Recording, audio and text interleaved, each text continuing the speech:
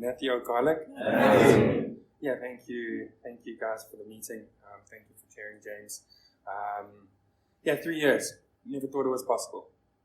For someone like me, it's an absolute miracle that I'm sitting here 3 years clean of all mind and mood-altering substances. It's only thanks to the program of AA and a power greater than myself that I sit here today. If it was up to me and my own self-will, it wouldn't be possible. Funny enough, I've been really nervous to share here today because of the fear, my ego getting in the way, like my head goes, so I need to share some profound shit or something like that, which is all mad. Because what's been said to me before, the only story I have is my story to share. I'll share a little bit of what it was like, and then mainly focusing on what, for me, recovery is all about. And just basically, the past 3 years. I have not been sober or for mind and mood altering substance since the age of 8. I was obviously acting out at the age of 7. I went to go see a doctor and I was diagnosed as ADHD. I was put on a stimulant, and through working the steps, I see my behavior was already coming out at the age of 6, at the age of 7. The secrets, the dishonesties, the anger, and everything that goes with it. And I'll be honest, the medication did for me what I couldn't do for myself.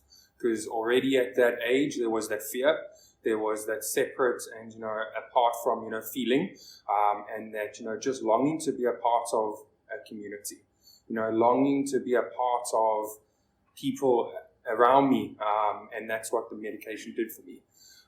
Just like everything else I took, at, some stage, it stops doing what it's meant to do for me, which is take away that fear, take away the, that feeling of self, and I'm back to where I started. My dad was a alcoholic, so for a very long time I was surrounded by alcohol. The behaviors, the fights, the arguing with my mom, etc., etc. And sadly enough, my dad and my relationship was centered around alcohol. Drinking at the pubs, that, sadly enough, is what the relationship was built on at the end. I never really knew my dad, because it was all about going to go drink with him, and his friends.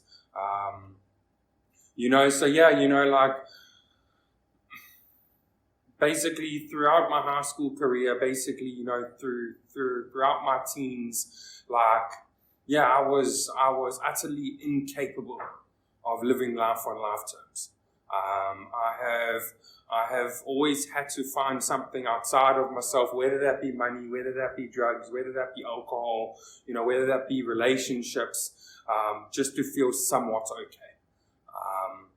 And it's that's basically been the story of my life. Throughout my high school career, it was, I wasn't so focused on doing well, because for me, fitting in, being a part of, was a lot more vital to me than doing well in, school. So I quickly locked on to playing to basically being the, class clown, to just being absolutely disrespectful to my teachers, because it literally did something for me. People laughed, people would, make, comments, and that made me feel a part of. I picked up alcohol at the age of 15, 16. It was my brother's 21st birthday. Looking back at it now, there was a problem there. Absolute blackouts. I remember my mom, I think I started drinking at about 10 in the morning, at the age of 15, 16, thinking to myself, I'm going to show these guys how to drink. And I remember getting absolutely drunk, vomiting, and my mom just sort of saying to me, look at yourself.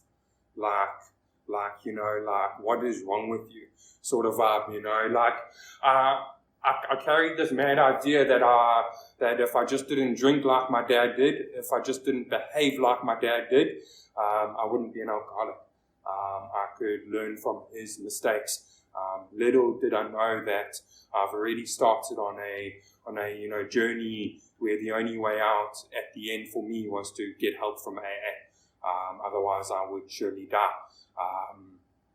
So yeah, I mean, at the age of 18, 19 was when everything sort of really progressed rapidly. At the age of 19, my dad passed away. And that was sort of like the catalyst to everything that was going to come for the next 3-4 years. At the age of 18, I went to my first AA meeting, not really with the motive of getting better. I had just crashed a car 2 days after I had gotten my license. And yeah, it was mainly just to get the heat off. I went into that meeting with no open-mindedness, no really willingness, and no honesty to really look at why am I sitting in an AA meeting, and I just sat there in judgment, looking at all the differences and carrying this delusion of I'm only 18 years old, I can't be an alcoholic. I've come to learn that this disease does not care how old I am. It does not discriminate on my age, my race, my gender, anything like that. And yeah, I left that meeting and I went straight to a pub afterwards. Don't know why, but I did. And then at the age of 19 was obviously when my dad passed away. And as I was saying, that was sort of everything that kick-started everything. As in my mad delusion, I believed everything that was going to come after that was totally justified. The amount I drank, what I used, how I behaved was totally justified. I am blinded by self-centeredness, by my thoughts and my feelings, and I was incapable of seeing what my behavior was doing to my family. I could not see at the time that what I was really doing was taking them hostage, because at that time I was self-harming, cutting myself, or really coming from a place of affirmation. To basically turn the center of attention back onto me. And I basically, robbed my family of mourning my dad's death, because they were worrying about me. Is Matthew going to come home alive? Where is Matthew? And like everything like that. And that was when I really started my psychiatric unit visits. A year after that, and I was diagnosed as depressed with suicidal tendencies. And I was given medication for that. And again, I thought that was why I was experiencing life the way I was. That's why I was in constant conflict with people. That's why I wasn't going anywhere with my life, was because I was just depressed and I had suicidal tendencies. Throughout my times there, I never really dealt with the problem. I remember sitting with the counselors and the psychologists and psychiatrists at the time and just blaming everyone. Blaming my dad's death, blaming my dad's doctors for not bringing him back to life, and just really blaming the world for where I was at. Failure to take any sort of responsibility for my actions, which has basically been the story of my life. And what this program has given me is the sense to start taking personal responsibility for my actions, through changing my behavior and just trying to not be a arsehole at the end of the day. From the age of really 20 to 23, I was in and out of psychiatric units and rehab 6 times. Every year I was back in a psychiatric unit, and I was in and out of rehab 3 times in the space of 10 months. The first time I was introduced to the steps, I liked the sense of recovery. Something was appealing about it. Something about the people around me made me want what they had, but I was incapable of getting honest. My whole motive for going to rehab was because I'd just written my car off and I went into the psychiatric unit, and I basically went into rehab to run away from my family. To basically run away again from taking personal responsibility for my actions. Because for me it was a lot easier to, put on the pretense of I want to get better, I want to change my life, but if I'm being honest with myself, it wasn't really about any of that. It was basically just to take the heat off. I was in treatment for about 7 months. I came down to the Scottsboro halfway house, and I was in there for about 2 weeks, still believing that alcohol was the problem. still believing that drugs are the problem, and that's why my family is in conflict with me, because alcohol makes me do the things that hurts people around me, which was mad. Because if alcohol was the problem, then I should be able to live life perfectly fine sober, but I'm not. Because life drunk and life sober with out a sufficient solution in my life is totally unbearable. It's basically one and the same thing. I'm irritable, restless, and discontent. I left treatment on the 13th of May 2020 with this firm resolution of giving my mom the best Mother's Day that she's ever had. I had these ideas of breakfast in bed, roses, etc., etc., etc. But little did I know in the story of my life, it's like, I can have these grand ideas of making it about others, but I can't. I'm incapable, because my greatest sort of desire for this world is my, thoughts and my feelings are the top of my, priority list, and I relapsed the day after I left treatment. Obviously didn't tell anyone about it because I honestly thought that this time was going to be different. A couple of weeks down the line, it was the 1st of June, and the bottle stores had just opened up. I'm the type of alcoholic who will prove to you that I'm not an alcoholic by going to go drink. It doesn't make sense. I'm going to show you that this bottle of whiskey can last me longer than a week. Insane. But the sad reality of it is I'm also self-censored. I go tell my mom that to her face after she's just paid for me 7 months within, treatment. And I literally go tell her that, I'm going to go drink. My mom's crying. She's, phoning the, treatment center that I was in, basically crying, begging me, please don't do this. Please reach out and, get help. But when I'm blinded by my thoughts and my feelings, I can't connect to the people around me. Nothing will stop me from getting the next drink. No matter who you are, I like the part of the last sort of the 3 pertinent ideas from how it works. No human aid can avail this alcoholism. Because not my mom's tears, not my mom begging with me can stop me from getting the next drink.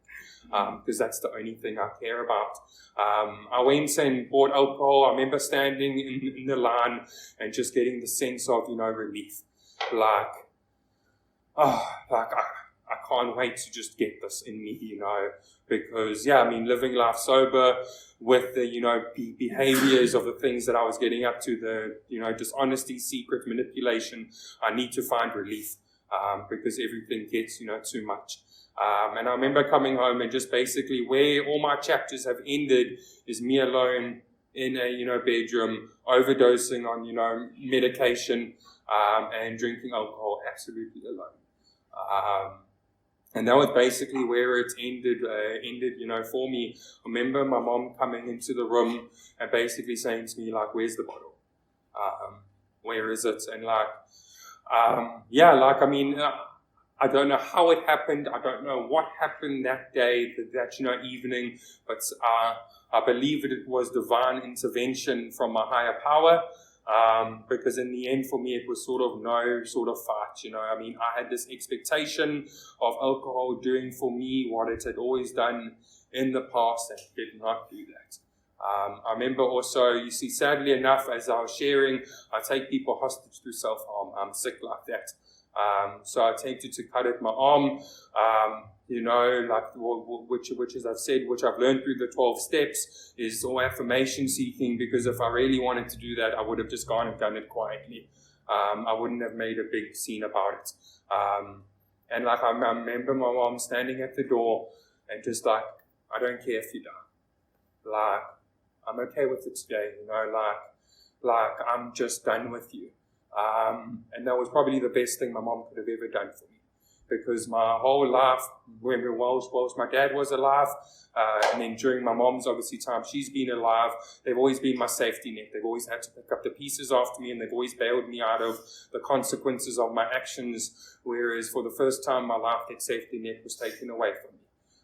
And there was no one to fall back onto. There was no one to pick up the pieces of the mess that I had, caused. And I remember going to the hospital, the Umhlanga hospital, and obviously during COVID times, they didn't allow you in, so I was in the car park with sort of like a net around me. And whilst they were stitching my arm, they wanted to take me back to the psychiatric unit.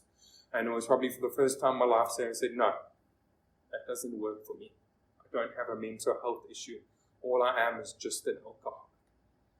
And that was probably the first time in my life where I openly, honestly, and accepted that in me. Not just having the thoughts of that I may be a alcoholic. It was admitting to my innermost self, I can't drink like a normal person. No matter how hard I try to, no matter how much I want to, I am incapable of just having one drink. And that was obviously, and that was basically the start of my journey coming back in. I came back into treatment the next day, and my mom had said to me, you have 28 days and you better make the most of it. Like, you have 28 days, that's all you're getting is through medical aid. I remember Daniel came and picked me up, and I remember first thing he said to me when I got in the car was, you know how broken your mom is? Like, do you know what you've done to her? And I literally cried the whole way back into treatment, because it's like, it was something about my, mom's tears down her face that night. Something else, I don't know, as I said, I don't know what happened, how it happened, but I was ready to give up the fight. I was sick and tired of being sick and tired. Treatment for me this time was pretty simple, because when I came in, I didn't want my life. I did not want it anymore. Like, please just have it. Like, I can't run my life. Please help me. And it was the first time when I broke down to Caleb at the time and just literally cried and said, please help me. I don't know what I'm doing. I literally got enough self knocked out of me for a higher power to come and intervene in my life, who then provided me with the honesty, the open-mindedness, and the willingness to just start doing what I needed to do. I was in treatment for about 3 months. I didn't really do the steps all over again. It was sort of just step assignments. And I remember my sponsor at the time, he helped me a lot, especially through my step 4 and my step 5. Like I didn't have this profound moment of freedom. I had this, my tail between my legs, my head hanging in shame, because for the first time in my life, I connected to what a muppet I've been. Literally how badly I've, affected the lives of the people around me, because I live life on my terms. Matthew will do what he wants to do. It doesn't matter who you are in my life. And then, I moved down to the halfway house. I'm also one of those guys who need long-term treatment. I was in the halfway house for 21 months. And it was probably the most amazing experience of my life. Because for the first time in my life, I learned how to do adult things. Make a bed. That's a miracle. Wake up and brush my teeth twice a day. That's a miracle. Be able to shower. That's a miracle. Because for me in active alcoholism, I went for days without showering. I didn't even brush my teeth. I remember when I went to the dentist the first time, and I sort of wanted to use the excuse of alcohol and, drugs. And I said to her, are my teeth that bad because of alcohol and drugs? She's like, no, this is just because you never brushed them. Then there was a little bit of feeling of, oh shit, it was such an amazing experience, because for the first time in my life, I learned how to build honest, true, authentic relationships with the people that I was living with. Because for a very long time, I put on this pretense of my life's okay, I have my shit together. But throughout my time within the halfway house, I learned to build friendships based on honesty. I learned how to build friendships based on being genuine, not this idea of giving people of who they think, who they think I am. I started working in a bakery around December 2020, and I learned how to bake bread. I didn't know how to do shit in active alcoholism. The only thing I really knew how to do, and I couldn't really even do that properly, was really to drink. Like, I didn't have any sort of skills. I didn't really know what I was doing, and I was given the opportunity through the owner of the treatment center that I was in to go work at the bakery that he was opening up. And it's like, I sort of look at every single experience that I've had throughout my journey as being the experience that I've needed to have for me to be exactly where I am today. If something was different, I don't know where I would be. So yeah, I started working at the bakery, and like, there was when I had to learn people skills. Like I had to learn to talk to people, because for a very long time I was just hiding in my bedroom. Like, I didn't really know I didn't know how to talk to people without something in me, some form of mind or mood altering substance. Like, I was incapable of chatting to people. It's like there I learned people skills. I was trusted with money. Like, that's a miracle, because I can not count the amount of times where I would literally go into my, mom's purse. I would steal her bank card. I would steal her money.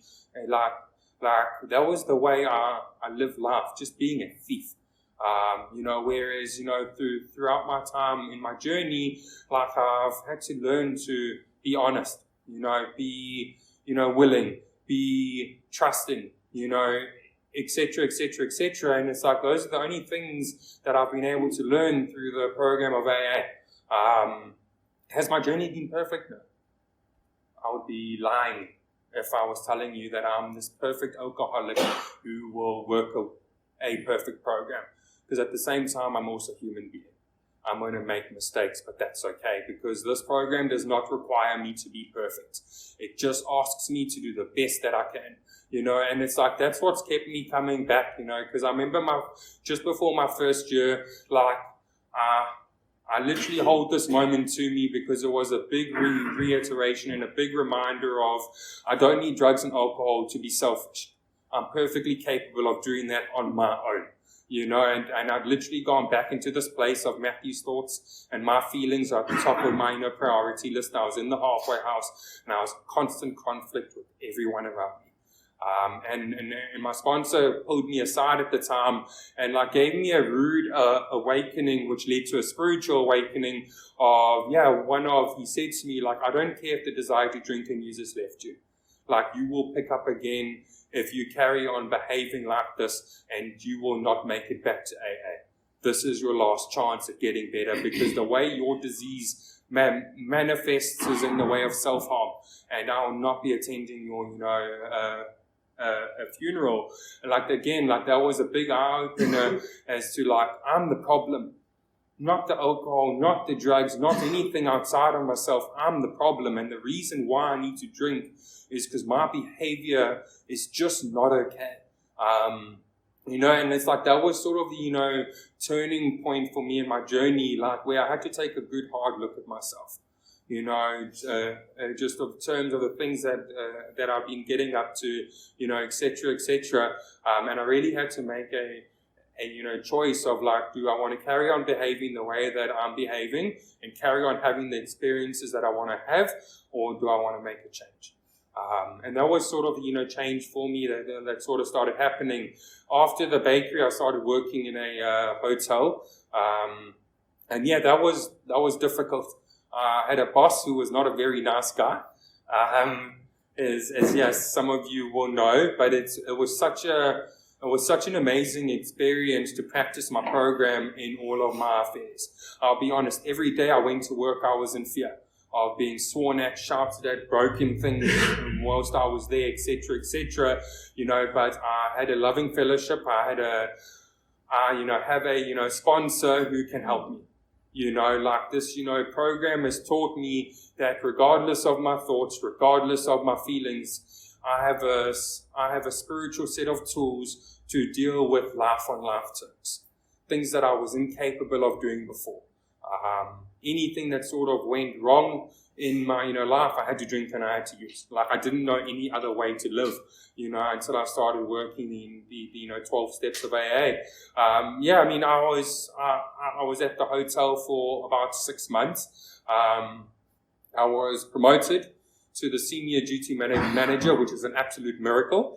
Because in the end, for me, no one really wanted to hire me. No one wanted to have me a part of any sort of team. And it's like everything that has gone good for me in my journey is as a result of a loving higher power working in my life. It's not up to me. It was not because of me, because I'm incapable of achieving anything in my life if I'm living life on my terms. So when I came back into treatment this time, I had this longing desire to be on the seats of where the counselors were at in a treatment center, and I had this idea of like, I want to fight for the lives that people fought for mine for. I want to fight to help people the way people fought to help me. Like doing H&R service, chairing at meetings, doing service positions, did things for me that alcohol and drugs never did and literally will never be able to do. And it's like, I never pursued the idea. I never chased it. I never spoke to my, sponsor about it. And my very good friend at the time, he spoke to me about an opportunity to go work at a treatment center that he was opening up down in Shongweni. I see that as my higher power opening up the door when he thought I was ready. Because as I said, I never really spoke to my sponsor about it. I never really chased the idea. I sort of just handed it over to a power greater than myself and just let things unfold the way they were meant to. I took the opportunity to go down to Shongweni to work in a treatment center that was going to be opening up. And God has a funny sense of humor. Fortunately, things didn't go the way that they were meant to go. But what this program has taught me is, regardless of my external factors, regardless of what's going on for me, my solution always lies in others. Regardless of how I'm feeling, helping others is the main priority of my life today. My boss at the time, who's also a very good friend of mine, he had a spiritual breakdown and he needed to go back into treatment. Immediately, it's like, I'm self-centered to the core. How does this affect me? I had a plan to come down here, and how does this affect me? But as I said, this, program has taught me to get me out of the way and make it about others. I went from being a trainee addictions counselor to working in the garden. A very, very humbling experience, but also a very nice reminder of, regardless of the job, regardless of the family, regardless of the home, etc., I need to do what I need to do on a day-to-day basis to literally be the best version of me that I can be. Because I can't help others if I'm not okay. Like my whole journey has basically been one of summed up of trust God, clean house, and help others. Living the steps to the best that I can. Like, as I said, I don't get it right. But it's like, that's okay, because this is just a one day at a time program. It's like, all that's asked of me is just try the best that I can today. Tomorrow is a new day to, try to be a better version of myself than I was yesterday. It's literally that simple, but I'm a very complicated person. I like living in the future. I like dwelling on the past, but probably one of the most amazing things that has, been for me to experience throughout my journey is not how my life has gotten better. If I'm being honest, it's literally seeing my family being free of me, being free of the chaos of living with me through active alcoholism. Trust has had to be earned back. It's like, for a very long time, I was just given things. I never really earned anything. I remember my first time I went down to Durban, and then I went through to the Musgrave meeting, and it was a, bit longer in the, kilometers than it was from my mom's house in Durban. And my mom messaged me the next day, like, where did you go? Like, what did you do? Because I checked the, kilometers within the car, and it wasn't where you said it would be, and I had to be honest with it. I'm sorry, I'm sorry that the meeting was a little bit further. And my mom said to me, I'm sorry for not trusting you, and previously I would have lost my shit. I've been like, who are you to not trust me? But again, something happened within me where I was like, I don't blame you. I understand why you do not trust me, because the only version of me that I have given you is one who's not worth trusting. Like that's been the most amazing experience for me, is just seeing my family get better. Being, free of me. Like, in the end, my sister's relationship was written off. She didn't want me as a brother. She wanted me nothing to do with the family. Whereas, today my sister and I, like, we send emojis to each other. And that's a miracle. We can say happy birthday to each other. And last year we said I love you to each other. And like, for the first time in my life, I actually meant it. For me, that's all about the action that I am, showing towards people who are close to me. I don't remember the last time we said that to each other. It was probably a good 17 years ago, when I was probably about 6 or 7. I didn't deserve that right to be a brother, because I never treated her like a sister. I treated her as just another pawn in my delusional fantasy game that I was, playing the actor. The most amazing thing as well is that my mom has probably been so worried about me for so long. Like, throughout my life, really. Like, I've become her greatest sort of worry, whereas after everything unfolded for me at the soon-to-be treatment center that I was going to be working at, like, I chatted to my mom about it, and she was like, for the first time in my life, I actually don't have to worry about you. Like, I know you're going to be okay, and again, that's a miracle for someone like me. Like, I am incapable of people not worrying about me when I'm not doing what I'm meant to be doing. So you're like, I don't really have words to describe of what recovery means to me. I can honestly say that it is a life beyond my wildest dreams. Not because I have a job, not because I have a car, not because of this external factors, but one, because I have a relationship with a power greater than myself, and two, because I have honest, authentic connections with people around me. I never had a connection with people around me. I was incapable of having connections with people, where the first time in my life I have that. I can feel empathy for someone else. I can, care for someone else. Like, those are miracles for someone like me, So, I'll sort of just end it off really as just of one, there are things possible beyond our wildest dreams here. It's like, all that's really asked of me is just do 5 simple things. Trust in a power greater than myself. Put the action in. It's like, I don't look at anything going wrong in my journey, because like as I've said, everything has had to go the exact way that it has had to go for me to be here where I am now, regardless of how uncomfortable it was, no matter how difficult it seemed that it was. There's always light at the end of the tunnel, and for me that light is the fellowship of AA. For me, that light is the 12 steps. For me, that light is trusting in a power greater than myself. Thanks for letting me share.